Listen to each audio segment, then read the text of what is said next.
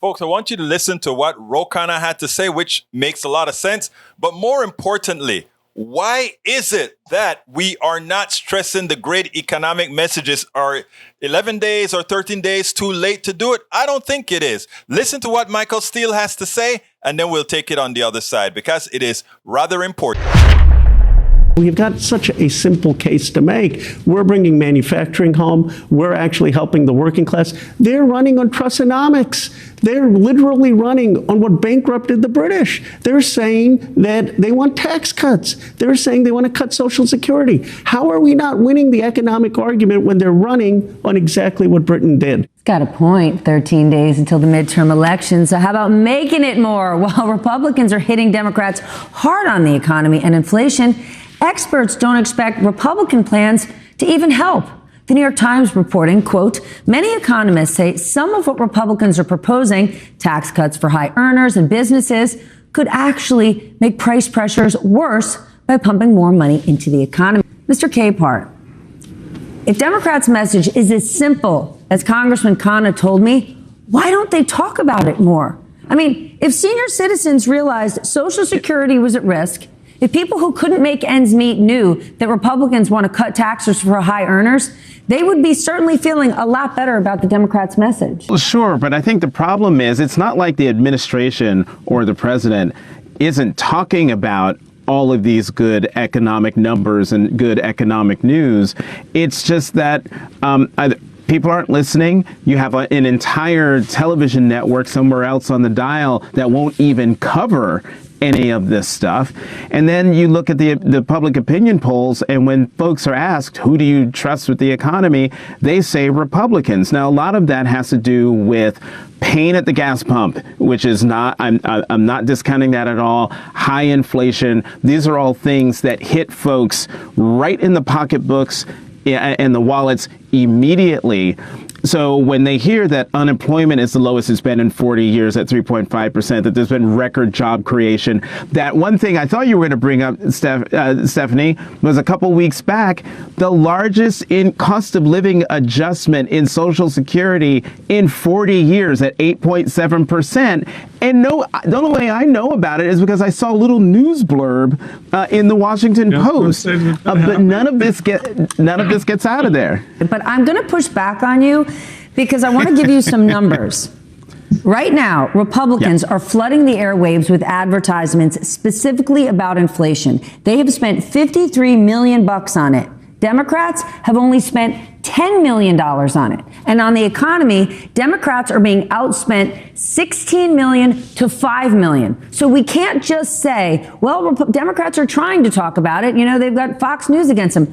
Look at the numbers. Republicans are spending huge money talking about the economy, and Democrats aren't. And they should, and they can. You're absolutely right. You're absolutely right, Stephanie. I need lots of time for you to say I'm absolutely right. I just want you to say that over and over. Michael, what do you think? Jonathan is right in terms of the what the administration's done, and we've talked about that, but they haven't talked about it. They haven't talked about it. I don't get the messaging here. There's 13 days left. And we're still having a conversation about what they haven't spent money on to get their voters to the polls and to help the American people understand what's at stake here. I mean, there are two pillars here. There's the economy and there's democracy. And you link those two pillars together and you build a campaign off of that. You acknowledge the pain that Americans are feeling because of high gas prices or inflation or whatever economically is going on in their home, because it's not equal. There's some areas and communities where they don't feel the pain as much as some others, but we're all in this together. And I think we have to hear an administration make the case that we're all in this together.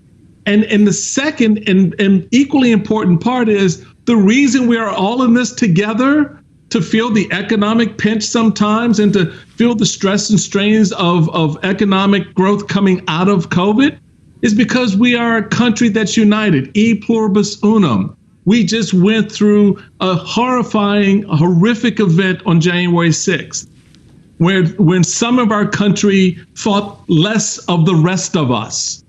They thought less of the rest of us and tried to overthrow this democracy. So put them together, because you can't have one without the other. You can't have an economy where we all begin to prosper and grow without a democratic principles that gird that. And those democratic principles give you the opportunity to create the economy for the future. Make the friggin' case. Now, Michael Steele is absolutely right. Yes, the Democrats have not been speaking the economic message because I think they are fearful because of inflation, but there's a very positive economic message to tell. Yes, inflation is high, but you know what? Cost of living is going up for the Social Security recipients, and people are getting increases in their wages. Yes, it doesn't match inflation exactly, but eventually it will, as they merge back down together. But the thing about it is the last GDP numbers that came out showed a very, very good picture. And if Democrats run on it along with the women reproductive issues, along with the healthcare issues, how can you lose? But you have got to be assertive and let folks know that these other guys are going to take it away. They're going to make sure that you don't get what's your due. We spend a lot of time deconstructing the news, trying to parse it into a form that everybody can understand. We try to find those little nitpicks where it flies above the fray, etc. If you really like these videos that we do, I want to ask a big favor. Please go ahead. Number one, subscribe to our channel. And number two, please join if you can. Thank you so kindly for watching. Keep watching. Please remember to share. We must populate the entire internet with our progressive message, a message that we know is what most Americans say that they want. So help us, please join.